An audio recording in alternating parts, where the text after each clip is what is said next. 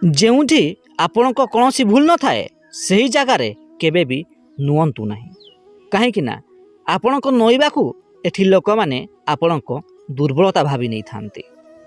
ଯଦି ଆପଣ ଜୀବନରେ ସଫଳତା ପାଇବାକୁ ଚାହୁଁଛନ୍ତି ତେବେ ନିଜର ଲକ୍ଷ୍ୟ ଉପରେ ଧ୍ୟାନ ଦିଅନ୍ତୁ, ପଛରେ କହୁଥିବା ଲୋକମାନଙ୍କ ଉପରେ ନୁହେଁ।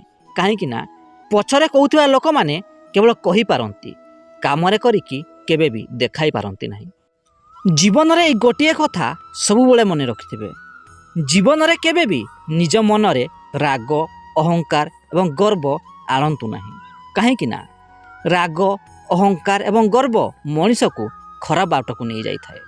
ମଣିଷର ମଣିଷପଣିଆ ସେତେବେଳେ ନଷ୍ଟ ହୋଇଯାଇଥାଏ ଯେତେବେଳେ ଅନ୍ୟର ଦୁଃଖକୁ ଦେଖି ହସ ଲାଗିଥାଏ। ତେଣୁ ଜୀବନରେ କେବେ ବି ଅନ୍ୟର ଦୁଃଖକୁ ଦେଖି ତାକୁ ମଜାକ ବନାନ୍ତୁ ନାହିଁ। ସବୁଦିନ ଏମିତି ଭିଡ଼ିଓ ଦେଖିବା ପାଇଁ ଆମ ଚ୍ୟାନେଲକୁ ସବସ୍କ୍ରାଇବ୍ କରନ୍ତୁ।